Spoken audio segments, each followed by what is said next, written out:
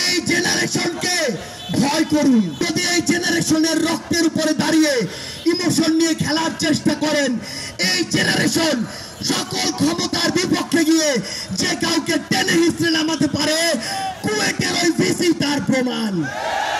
সংস্কার নাকি নির্বাচন, এই খেলা বাদ দিয়ে প্রতিযোগিতায় নামুন, যে সবার আগে হতে হবে হত্যাকাণ্ডের বিচার।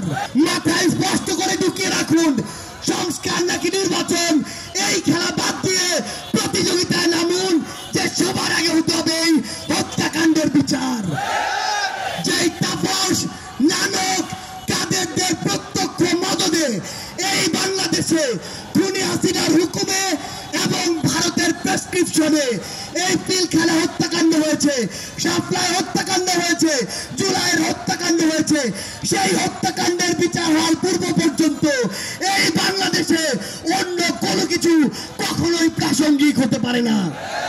সকল রাজনৈতিক দলের উদ্দেশ্যে একটি কথাই বলবো, এই যে জেনারেশন, এই জেনারেশনকে ভয় করুন, এই জেনারেশনকে ভয় করুন।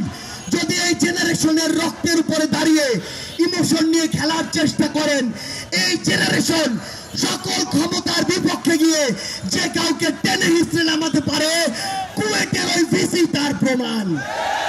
আমরা ইনকিলাব মঞ্চকে ধন্যবাদ জানাই যে তারা সকলকে নিয়ে আজকের এই শহীদ মার্চের আয়োজন করেছে।